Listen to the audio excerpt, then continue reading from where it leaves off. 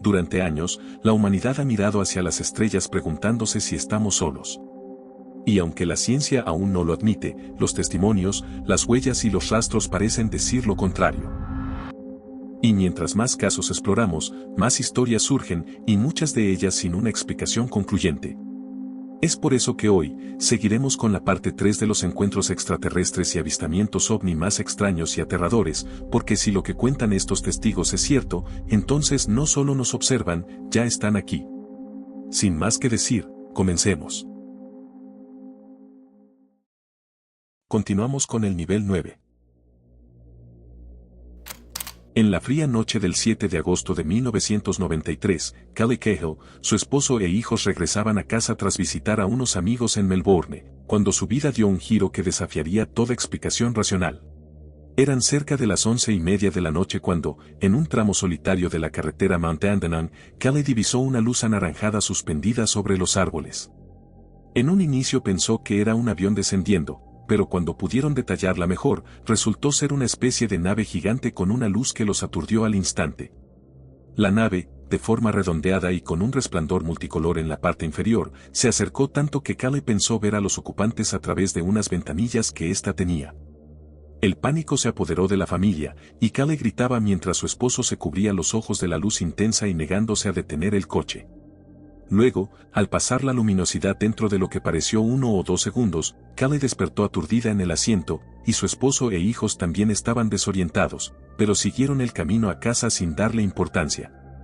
No fue sino hasta que llegaron a su destino, que se dieron cuenta que el viaje había tomado 1 hora más de lo normal. Sumado a esto, esa misma noche, Callie se sintió enferma y descubrió una extraña marca en el ombligo que nunca había visto, y en las semanas siguientes fue hospitalizada 2 veces por dolores abdominales e infecciones. Pero el verdadero terror vino después, ya que, tanto Kelly como su esposo, comenzaron a recordar los detalles de esa hora perdida. Mediante sueños y sin la ayuda de hipnosis regresiva, recordaron haber estacionado el coche cerca de un prado donde la nave de unos 46 metros de diámetro estaba flotando. Ambos, como atraídos por una fuerza invisible, salieron del vehículo, y mientras se acercaban, vieron a seres humanoides de color negro de casi 2 metros de altura, con ojos grandes brillantes y una apariencia sin alma. Según el testimonio, estos seres se dividieron en 2 grupos, uno fue rápidamente hacia Callie y su marido, mientras que el otro grupo se dirigió a un segundo coche estacionado en el lugar. Kelly dijo que tenía la sensación de que las criaturas eran malignas, por lo que gritó y se aferró a su esposo luchando por no perder el conocimiento, para luego de eso despertar de nuevo en el auto. Lo más impactante es que en ese segundo vehículo habían 2 mujeres que reportaron síntomas similares, infecciones, cansancio y marcas físicas, incluyendo la marca del tobillo que estás viendo en pantalla. Además, dibujaron con una similitud notable la misma nave y los mismos seres que Callie, a pesar de no conocerla de nada. Aunque críticos y escépticos han sugerido explicaciones convencionales, este caso permanece como uno de los ejemplos más sólidos y perturbadores de una abducción múltiple y simultánea jamás documentada.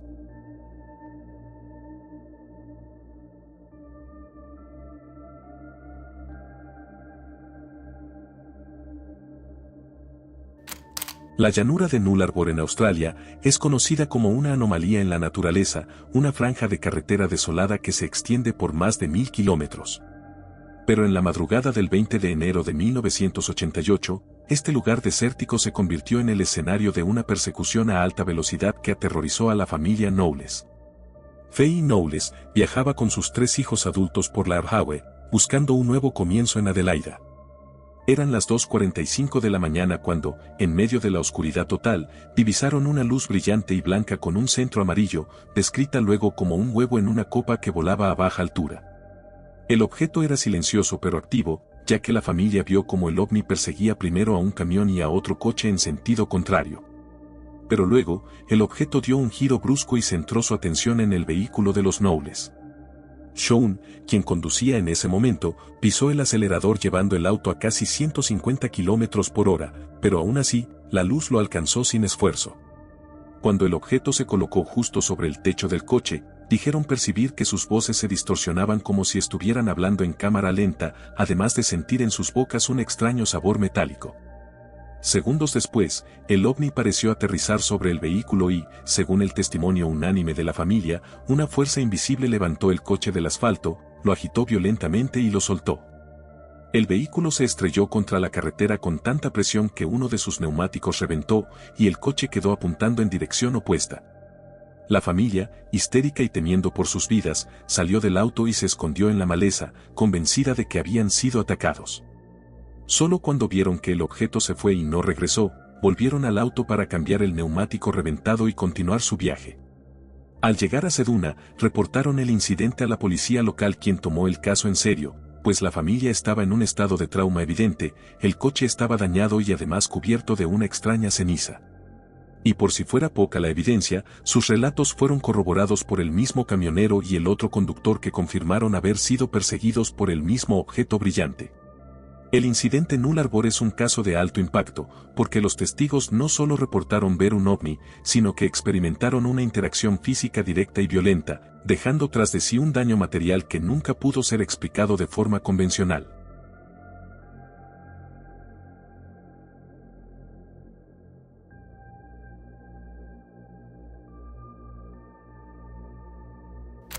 ¿Qué pasa cuando el testimonio de un abducido deja de ser una historia y se convierte en una evidencia de laboratorio? El 23 de julio de 1992, Peter Corey, un obrero que se recuperaba de una lesión en Sydney, Australia, despertó abruptamente a las 5 de la mañana y sintió una fuerte parálisis total de su cuerpo. Frente a él, a los pies de su cama, había dos entidades de apariencia femenina y de unos rasgos que, según sus palabras, eran hermosamente inquietantes.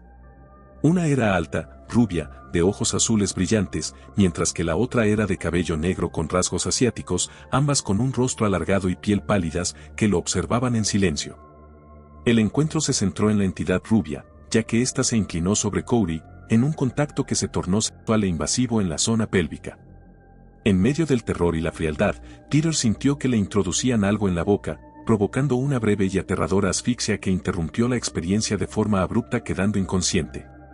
Al despertar por la mañana, Corey recordó el evento con claridad, y fue entonces cuando encontró la prueba. Habían dos pequeños mechones de cabello rubio y rizado, idénticos al de la entidad principal, uno pegado a su pecho y otro en el área genital, justo donde supuestamente había ocurrido el contacto. Corey guardó las muestras y contactó a investigadores, enviando el cabello a múltiples laboratorios para análisis forense, incluido un examen de microscopía electrónica. Los resultados fueron asombrosos, y aquí es donde el caso deja la anécdota para convertirse en una paradoja científica, porque los cabellos eran estructuralmente únicos. Determinaron que carecían por completo de la capa de cutícula, esa que recubre el cabello de todos los seres humanos y animales terrestres. Además, el análisis elemental reveló una composición química anómala, y de hecho, no se pudo encontrar ninguna persona con cabello rubio y una coincidencia exacta de ADN con ese mechón de cabello que Peter tenía.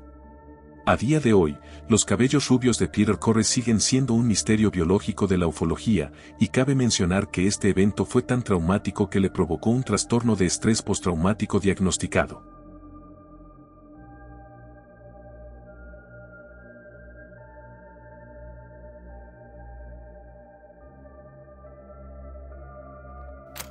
En la fría mañana del 1 de diciembre de 1987, en la desolada Elkley Moor, Reino Unido, el exoficial de policía Philip Spencer salió a fotografiar el paisaje, sin saber que la foto que tomaría lo convertiría en el testigo más controvertido de la historia británica. Philip, que llevaba consigo una cámara, caminaba por el páramo de West Yorkshire cuando, inicialmente, vio un objeto volador que se alejaba rápidamente y desaparecía en las nubes. Fue entonces, justo al momento de ajustar su lente, cuando notó que su atención debía centrarse en el suelo, ya que a unos metros de distancia había una figura pequeña y extraña moviéndose entre los arbustos. La criatura medía aproximadamente 1,20 m de altura y tenía una cabeza grande y redonda desproporcionada, pero el detalle más impactante era el color de su piel, un tono verde pálido que apenas se distinguía de su traje oscuro. Spencer reaccionó por instinto, levantando su cámara y tomando la única fotografía posible antes de que la criatura se girara y huyera, moviéndose con una velocidad antinatural internándose en la maleza. Tras el encuentro, Spencer sintió una profunda desorientación. Su brújula había dejado de funcionar y, lo que es peor, al llegar a su casa se dio cuenta de que había un lapso de tiempo perdido de casi 2 horas. Y por supuesto, la fotografía borrosa se convirtió en el blanco de los escépticos que la tildaron de fraude. Sin embargo, en el giro crucial del caso, el negativo de 35 milímetros fue enviado a análisis exhaustivos. Expertos, incluyendo laboratorios de la mismísima Kodak, examinaron la foto y determinaron que la imagen era auténtica y que no había sido manipulada ni alterada mediante doble exposición. Más tarde, la hipnosis regresiva que se le realizó a Philip reveló que el tiempo perdido se debía a una abducción diurna completa, donde Spencer recordó haber sido llevado a bordo de la nave y examinado por los seres de piel verde. El caso Elkley Moore es uno de los pocos en la historia de Reino Unido donde un testigo con credibilidad policial respalda su encuentro con un negativo fotográfico, y que además la propia industria confirmó que no era manipulado. Pero, si el negativo es auténtico, ¿qué demonios era esa criatura verde que avistó Philip Spencer?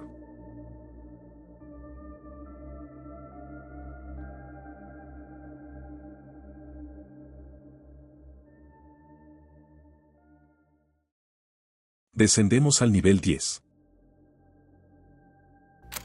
El 16 de septiembre de 1994, en una tranquila escuela rural llamada Ariel School, en Rugwa, Zimbabue, 62 niños vivieron el que muchos ufólogos y científicos consideran el encuentro extraterrestre más creíble de la historia. Eran las 10:15 de la mañana y los profesores se encontraban en una reunión dentro del edificio, mientras los alumnos estaban en el patio durante el recreo. Entonces, varios notaron un resplandor metálico que descendía detrás de una línea de árboles en un terreno cubierto de hierba alta. Curiosos, algunos corrieron hacia el límite del campo y vieron un objeto plateado en forma de disco que flotaba sobre el suelo, reflejando la luz del sol. Poco después, una o dos figuras pequeñas vestidas de negro salieron del objeto y se desplazaron con movimientos extraños, casi como flotando. Los niños los describieron con cabezas grandes, ojos inmensos y piel grisácea, pero lo más aterrador vino después, ya que varios afirmaron haber sentido una comunicación directa, como una voz dentro de sus mentes que les decía que el planeta estaba en peligro, que los humanos estaban destruyendo la Tierra y que debían cambiar su camino. Cuando los maestros regresaron, encontraron a los niños pálidos, algunos llorando y otros en silencio. Horas después, fueron entrevistados por periodistas locales y todos contaban lo mismo con una coherencia sorprendente. Incluso en los días siguientes, los pequeños hicieron dibujos casi idénticos del objeto y las figuras. La historia atrajo la atención internacional, e incluso un corresponsal de la BBC llamado Tim Leach, viajó hasta la escuela y declaró que no estaba preparado para lo que documentó ese día. De hecho, según algunos rumores, Tim fue supuestamente amenazado por la Agencia Central de Inteligencia de Estados Unidos para que guardara silencio, todo mientras informaba sobre el caso. Poco después también llegó el psiquiatra de Harvard, John Mack, ganador del premio Pulitzer, quien entrevistó a los testigos uno a uno. Mack concluyó que los niños no mentían, ya que sus expresiones, su lenguaje corporal y los recuerdos eran consistentes con un trauma real. Algunos investigadores sugieren que aquel día los niños presenciaron una manifestación auténtica de origen desconocido, un intento de contacto enfocado en las mentes más jóvenes e inocentes. Otros, en cambio, creen que fue un caso clásico de histeria colectiva, una ilusión compartida provocada por la sugestión, el miedo y la imaginación infantil. Pero incluso hoy, 3 décadas después, los testigos, ya adultos, siguen diciendo que saben lo que vieron, y que eso fue completamente real e irrefutable.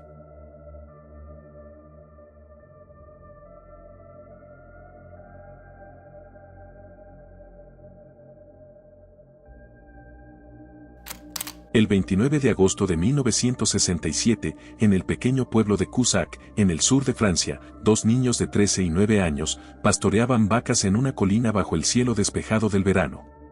Nada fuera de lo común, hasta que un destello metálico llamó su atención. A unos 50 metros de distancia sobre un prado, vieron lo que al principio creyeron eran 4 pequeños niños vestidos de negro jugando junto a un objeto brillante y redondo, como una gran esfera de aluminio suspendida sobre el suelo. Pero pronto se dieron cuenta de que no eran humanos, porque las figuras, de poco más de 1 metro de altura, tenían brazos delgados, cabezas grandes y movimientos extraños, casi robóticos. Uno de ellos parecía estar manipulando algo en el suelo mientras otros los observaban desde el aire, y fue entonces cuando el miedo se apoderó de los hermanos. En unos instantes, uno de los seres flotó verticalmente sin mover piernas ni brazos, regresando al interior del objeto, y los otros lo siguieron deslizándose sin tocar el suelo. En cuestión de segundos, el objeto giró sobre sí mismo y se elevó con un zumbido agudo, dejando tras de sí un olor penetrante, similar al azufre o gas quemado. Las vacas entraron en pánico, y los niños corrieron de regreso al pueblo, asegurando haber visto pequeños demonios que subieron al cielo. El caso fue investigado por entidades francesas y más tarde incluido en los archivos del proyecto GEPAN, un grupo de estudio de fenómenos aeroespaciales no identificados. Los oficiales constataron que los niños eran confiables, sin antecedentes de invenciones o mentiras, y que el área presentaba marcas circulares y rastros térmicos en la hierba que coincidían con un aterrizaje reciente. Con el tiempo se barajaron varias teorías, desde un globo meteorológico con figuras reflejadas, hasta una sonda no humana observando el paisaje rural francés. Pero lo más inquietante es que los testigos nunca cambiaron su versión, ni siquiera después de adultos.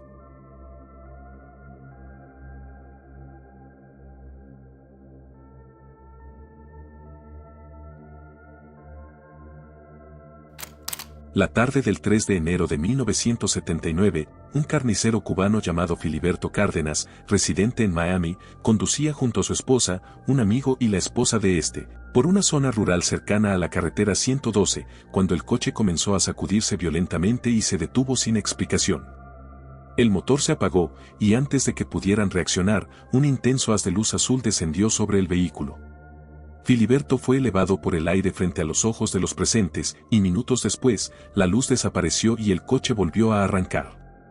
Filiberto había desaparecido, por lo que ellos alertaron a las autoridades y durante más de 2 horas, la policía lo buscó sin éxito. Finalmente, Filiberto fue encontrado a 16 kilómetros de distancia, confundido y con la ropa cubierta de una sustancia pegajosa, sin recordar cómo había llegado allí. Sin embargo, en los días siguientes comenzaron a aflorar fragmentos de memoria bajo hipnosis, y relató haber sido llevado dentro de una nave donde seres luminosos y de apariencia humanoide lo sometieron a una especie de examen médico. Aseguró haber visto pantallas con símbolos desconocidos y estructuras metálicas que vibraban con luz pulsante, pero lo más extraño vino después. Filiberto comenzó a sufrir alteraciones físicas, como marcas en la piel, sangrados nasales espontáneos y lapsos de sueño profundo en los que pronunciaba frases en idiomas que no conocía. También empezó a tener visiones de eventos futuros, algunos de los cuales, según su esposa, se cumplieron con una exactitud inquietante. El Centro de Estudios de Fenómenos Aéreos de Miami documentó el caso, y varios ufólogos, entre ellos el investigador Pablo Villarrubia, recopilaron testimonios que sugerían que el suceso había sido seguido por aeronaves no identificadas en la zona esa noche. A pesar de que el caso fue duramente cuestionado por escépticos, el expediente policial sigue existiendo, y el testimonio de los que estaban presentes continúan siendo consistentes.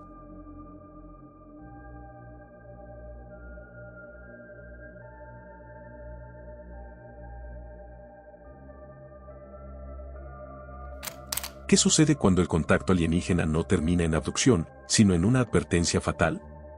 En julio de 1969, a solo unos días de que la humanidad pisara la Luna, en la tranquila zona rural de Anolaima, Colombia, se produjo el que es considerado el único caso en la historia donde un ovni asesinó a un civil y el gobierno presuntamente robó el cuerpo para encubrirlo. Arcesio Bermúdez se encontraba en una fiesta familiar cuando él y múltiples testigos vieron una esfera de luz o un objeto que descendía en un campo cercano. Impulsado por la curiosidad, Arcesio se acercó al objeto más que nadie, y los testigos observaron como una criatura humanoide a bordo de la nave hacía gestos espasmódicos, que fueron interpretados como una advertencia para no acercarse. Cuando Arcesio no se detuvo, el ser reaccionó lanzando un rayo o haz de luz que lo golpeó con violencia y lo expulsó por los aires, dejándolo gravemente herido. Los días siguientes fueron una agonía, porque Arcesio sufrió dolores terribles y una deshidratación extrema que lo fue consumiendo lentamente. Murió aproximadamente una semana después, y lo peor es que no se pudo encontrar una explicación médica o causa de muerte lógica para los síntomas. Tras la muerte de Arcesio, las autoridades, policías y militares investigaron la zona y mantuvieron un silencio absoluto, pero años después, cuando se intentó exhumar el cuerpo de Arcesio Bermúdez, su tumba fue encontrada vacía. La teoría más fría es que el Estado, interesado en ocultar la prueba de que un ovni había matado a un civil, robó los restos mortales para que la ciencia jamás pudiera analizar la evidencia biológica de una muerte por una energía no humana. Lo cierto es que el paradero del cuerpo de Arcesio Bermúdez sigue siendo un misterio absoluto y el caso se mantiene como la prueba máxima del encubrimiento gubernamental.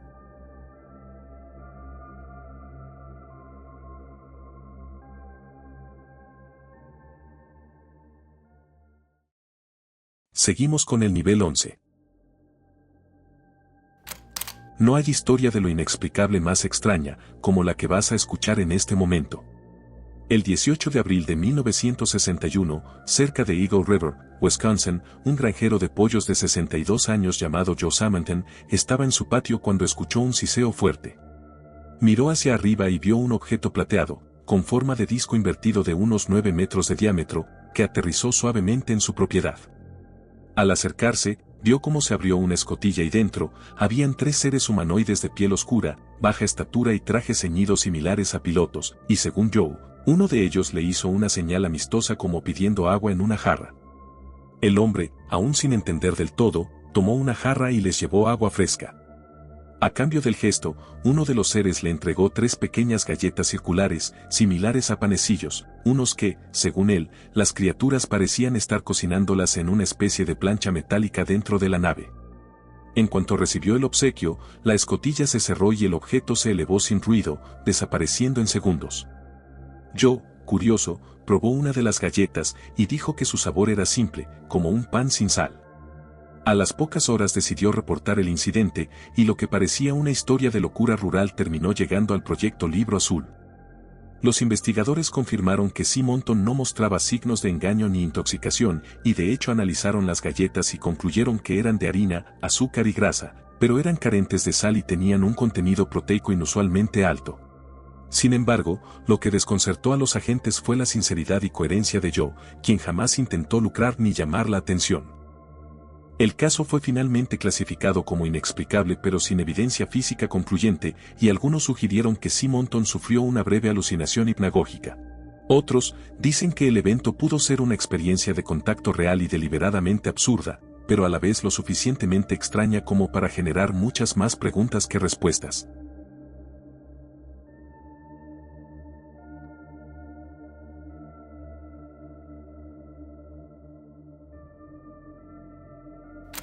En un día ordinario de lluvia ligera en la pequeña localidad costera de Broadhaven, al sur de Gales, un grupo de niños salieron al recreo de su escuela primaria justo después del almuerzo. A eso de las 3:30 de la tarde, mientras jugaban en el patio divisaron un objeto grande, de forma torpedeada o de cigarro, de color gris brillante y con una cúpula central. Algunos de los niños relataron que del objeto había emergido una figura humanoide alta, vestida con un traje plateado brillante y con orejas puntiagudas. Cuando los niños, asustados, contaron la historia a los profesores, el director, comprensiblemente escéptico, decidió poner a prueba a los jóvenes. Separó a los testigos y les pidió que dibujaran exactamente lo que habían visto sin hablar entre ellos, y para sorpresa de todos, los dibujos de los niños coincidieron notablemente, tanto en la forma del objeto como en la descripción de las entidades. El caso no quedó ahí, ya que el incidente de la escuela fue el detonante de una serie de avistamientos en la región, una que pronto fue apodada el Triángulo de Dyfed. Muchos testigos, incluida una dueña de hotel, reportaron haber visto el objeto y a criaturas de traje plateado y cabezas puntiagudas, que incluso los observaban a través de las ventanas de las granjas. La gravedad de la situación forzó una respuesta, así que el caso atrajo la atención del Ministerio de Defensa del Reino Unido, que inició una investigación con la policía militar. Aunque los documentos desclasificados no encontraron una explicación convencional concluyente, la persistencia de avistamientos y la consistencia de testimonios han cimentado este caso como uno de los encuentros masivos más intrigantes del Reino Unido.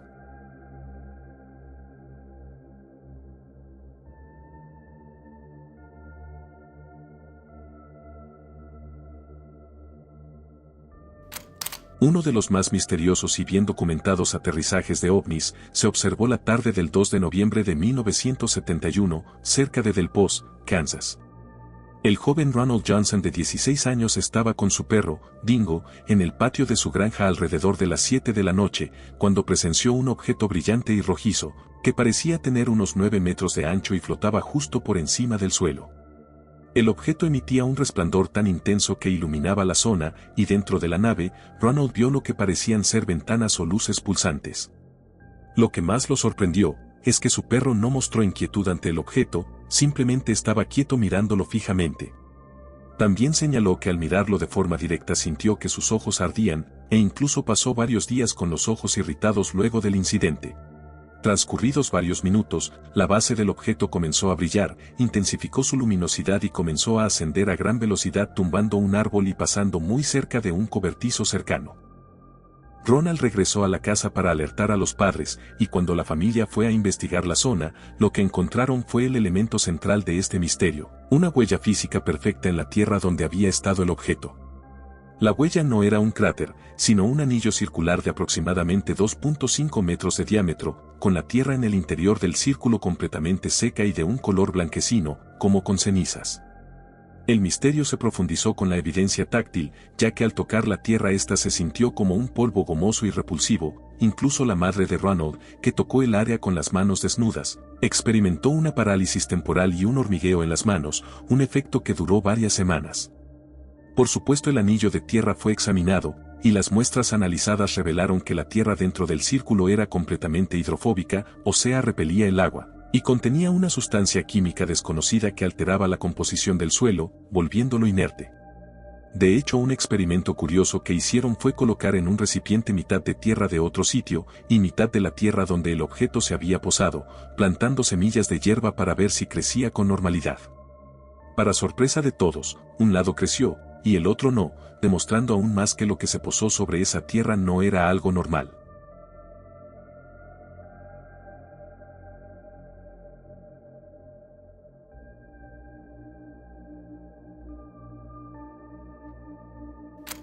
Era la medianoche del 18 de octubre de 1973, cuando un helicóptero del ejército estadounidense sobrevolaba Ohio en una misión rutinaria de entrenamiento.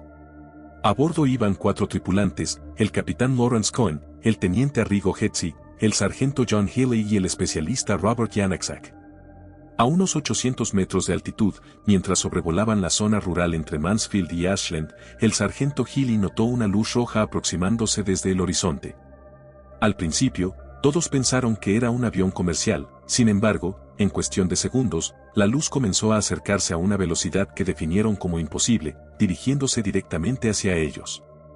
El capitán Coyne tomó el control e inició un descenso de emergencia, pero la luz roja se detuvo abruptamente frente al helicóptero, y lo que vieron a continuación fue un objeto metálico, alargado, sin alas ni hélices, con una cúpula verde en la parte superior que emitía un haz de luz brillante. De pronto, un rayo verde envolvió completamente la cabina del helicóptero, llenándola de una luminosidad tan intensa que el instrumental se volvió ilegible. Durante aquel extraño encuentro, Coyne observó con horror que, a pesar de haber bajado los controles para descender, el helicóptero ascendía sin explicación, pasando de 500 a 1700 metros en cuestión de segundos. Cuando la luz finalmente se apagó, el control volvió y pudieron aterrizar de emergencia en Mansfield, conmocionados pero ilesos. Lo más perturbador fue que testigos en tierra, incluyendo un grupo familiar que viajaba por carretera, vieron el mismo objeto estático sobre el helicóptero, confirmando el encuentro desde abajo. La Administración Federal de Aviación y la Guardia Nacional investigaron el caso, pero jamás encontraron explicación técnica alguna, ya que no hubo fallos de instrumentos y tampoco registros de tráfico aéreo en la zona. Durante años, el capitán Coyne defendió públicamente la autenticidad del suceso, y a día de hoy sigue siendo uno de los incidentes aéreos más creíbles de la historia militar de Estados Unidos.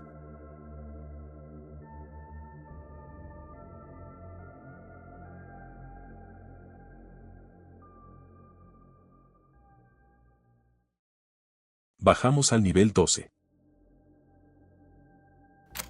El 9 de noviembre de 1979, el guardabosques escocés Robert Taylor, de 61 años, realizaba su rutina de inspección en los bosques de Dagman Law, cerca de Livingston. Era una mañana fría donde, acompañado solo de su perro, descendió de su camioneta y caminó entre los pinos cuando, de pronto, se topó con algo que lo dejaría marcado de por vida. A unos 30 metros frente a él, flotando a baja altura sobre el claro, se hallaba una esfera metálica gigantesca, de unos 6 metros de diámetro, con una textura gris oscura casi como el carbón. Su superficie no era lisa, sino que parecía estar formada por pequeños paneles o placas cuadradas, como si la estructura estuviera ensamblada por secciones, y el aire a su alrededor tenía un olor acre, similar al del azufre o a un gas químico. Entonces, dos objetos más pequeños, esféricos y con ganchos o protuberancias emergieron de su base y se desplazaron hacia él, flotando a baja altura. Taylor no tuvo tiempo ni de reaccionar, cuando ambos objetos se le abalanzaron sintiendo un golpe seco en las piernas. Luego, dijo haber tenido la sensación inequívoca de ser arrastrado por algo invisible, antes de perder el conocimiento. Cuando despertó, el objeto había desaparecido, y su perro ladraba frenéticamente. Aturdido, con un sabor metálico en la boca y la ropa desgarrada, Taylor intentó volver a su camioneta, pero estaba demasiado débil y además había perdido sus llaves, así que caminó tambaleante hasta su casa donde su esposa, alarmada por su estado, llamó a la policía. Las autoridades encontraron en el suelo marcas circulares, dispuestas en patrón simétrico, con extraños surcos y huellas que coincidían con la descripción que Taylor había dado de los discos más pequeños. El área fue examinada por la policía científica escocesa y el informe fue registrado como un caso de asalto, ya que existían lesiones físicas reales en el cuerpo del testigo. Lo curioso es que el propio Taylor, un hombre sin antecedentes de engaños ni inclinaciones hacia lo paranormal, nunca afirmó que se tratara de extraterrestres, simplemente repitió que había visto una nave. Los investigadores que lo conocían coincidían en que era un testigo de credibilidad extraordinaria, un trabajador sobrio y reservado, así que rápidamente se descartaron explicaciones escépticas. Sea lo que sea eso que vio Taylor, el suceso sigue siendo hasta hoy el único caso en la historia del Reino Unido que fue tratado oficialmente como un ataque físico por una nave desconocida.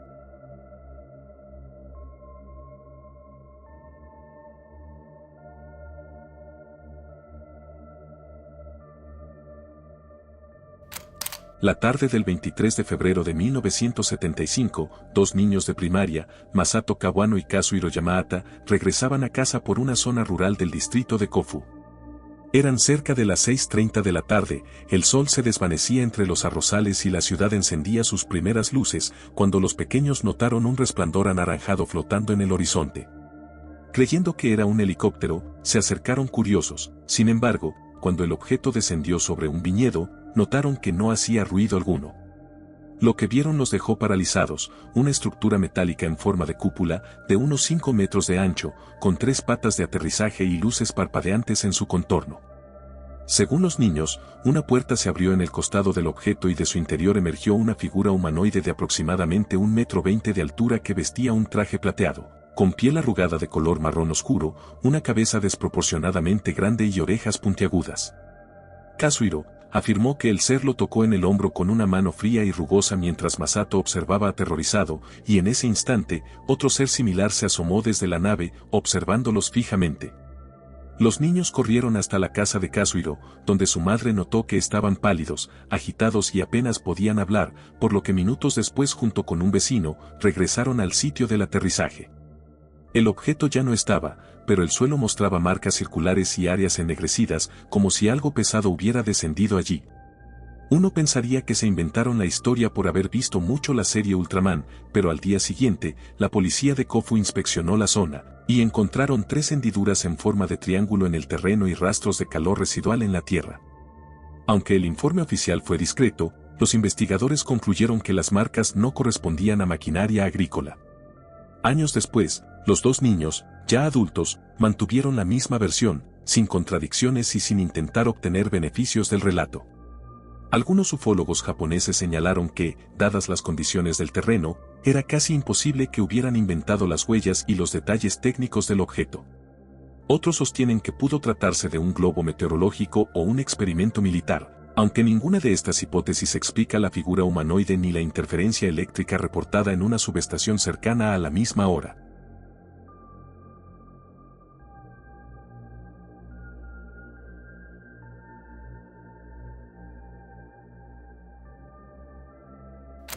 Era el 11 de mayo de 1950, una tarde tranquila en la granja de Paul y Evelyn Trant, en las afueras de McMinnville, en Oregón.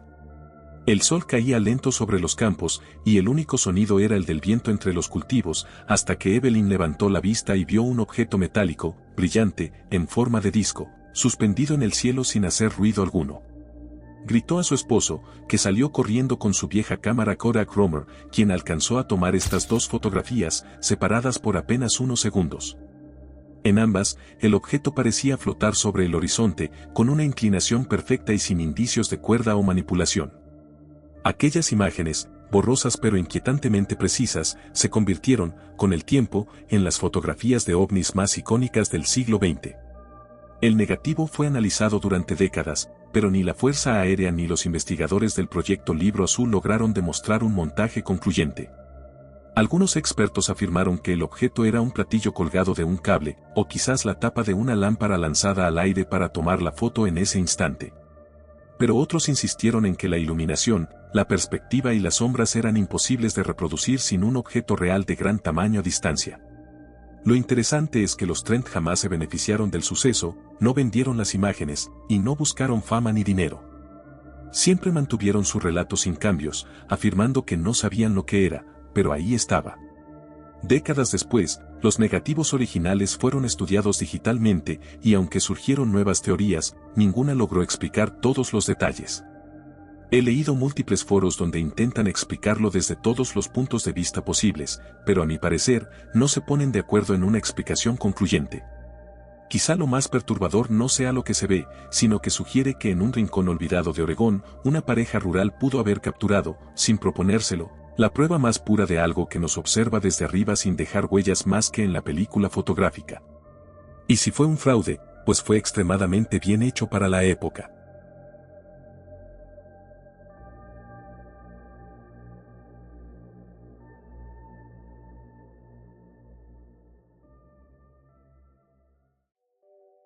Dicen que la verdad está ahí afuera, pero después de conocer estos casos nos preguntamos si la verdad ya está acá entre nosotros. Tal vez los encuentros no sean una excepción, sino parte de algo mucho más grande, algo que lleva observándonos desde siempre. Y si te gustó esta tercera parte, entonces déjame tu pulgar arriba y comenta qué caso te parece el más aterrador. Además, si no quieres perderte próximas entregas, te invito a suscribirte y a activar la campanita para que siempre te avise cuando subo nuevo video. Desde acá envío un agradecimiento especial a la maravillosa Tomoyo, quien realizó las espectaculares miniaturas que viste en este video. Muchas gracias por llegar al final, espero que esta serie te esté gustando mucho. Nos veremos muy pronto con un próximo enigma, esto fue el laberinto del misterio, adiós.